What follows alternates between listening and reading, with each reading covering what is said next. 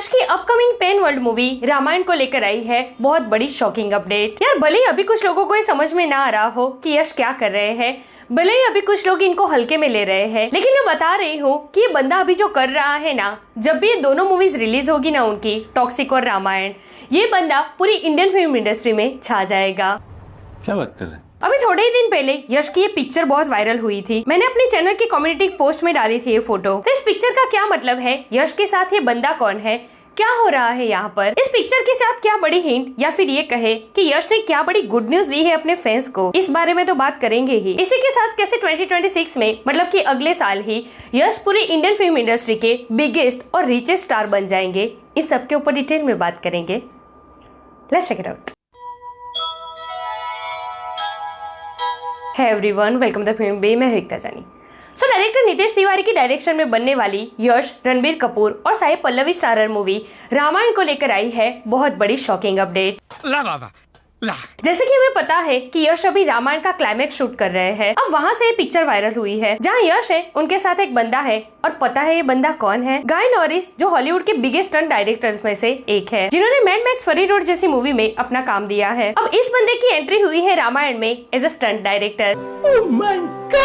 यार कमाल है यश, सीरियसली कमाल है। इससे पहले अगर आपको याद हो तो टॉक्सिक के सेट पर से एक पिक्चर वायरल हुई थी जहां यश के साथ हॉलीवुड के एक्शन डायरेक्टर जे पेरी थे। मतलब यार टॉक्सिक में जे पेरी और अब रामायण में गाय नॉरिस। भाई क्या कर रहे हैं यश, किस लेवल पर लेके जा रहे हैं अपनी मूवीज को? आग लगा दी, आग लगा दी, आग लगा दी। अच्छा, जैसे कि हमें पता है कि रामायण 2 पार्ट्स में आएगी और पार्ट 1 के क्लाइमेक्स में यश के एज रावण एंट्री होगी। यहाँ पर कुछ एक्शन सीक्वेंस होंगे जिसे शूट करेंगे गाय नॉरिस। ये जो एक्शन सीक्वेंसेस होंगे ना, वो बहुत ही बड़े स्केल पर होने वाले हैं। ये 99% चांसेस है कि रामायण पार्ट 1 के क्लाइमेक्स में ही सीता हरण दिखाया जाएगा। अच्छा, अब इस पर से ये सोचने की भूल मत करना कि ये जो एक्शन सीक्वेंसेस होंगे वो यश और रणबीर कपूर के बीच में होंगे। नहीं, पार्ट 1 में तो इन दोनों का आमना सामना होने ही नहीं वाला है। हो सकता है कि सीता हरण के वक्त जिन जिन लोगों ने रावण को रोकने का प्रयास किया था ना, जिन जिन लोगों से भिड़ा था रावण, जैसे कि जटायु, आसमान में फाइट हुई थी जटायु और रावण की, तो हो सकता है कि ये जो फाइट सीक्वेंसेस है ना वो उस तरीके के हो। या फिर हो सकता है कि जैसे कि इस मूवी में प्रभु श्री राम का जो सब कुछ है वो शुरू से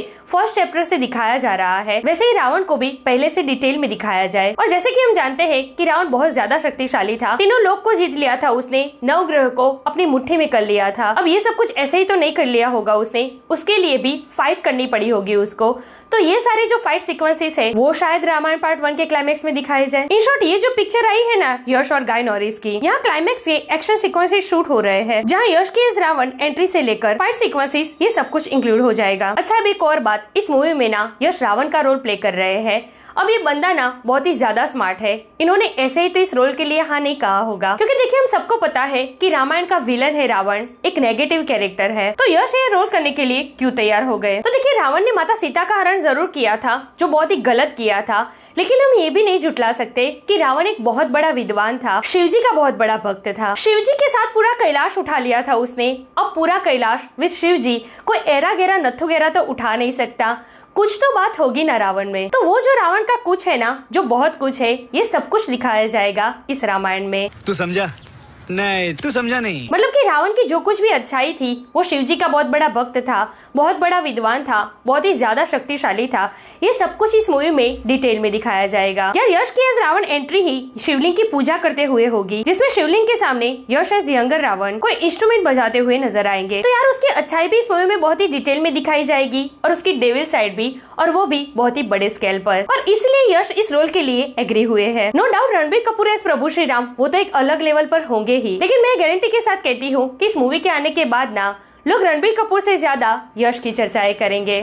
You very चालाक ब्रो। अच्छा, अब यश का ये पहली बार नहीं है, KGF में भी ना वो विलन के रोल में ही थे, लेकिन एक ऐसा विलन जिसमें प्यार आता है, जो अपनी माँ का एक सपना पूरा करने के लिए किसी भी हद तक जा सकता है। टॉक्सिक में भी वो ग्रे शेड कैरेक्टर में नजर आने वाले हैं, और अब रामायण में भी एज रावण दोनों साइड दिखाएंगे उसकी, वो भी बहुत ही बड़े स्केल पर। तो यार यश एक ऐसे लौटते स्टार है आज के टाइम के, जिनको हीरो से ज्यादा विलन में देखने के लिए ज्यादा प्यार आता है।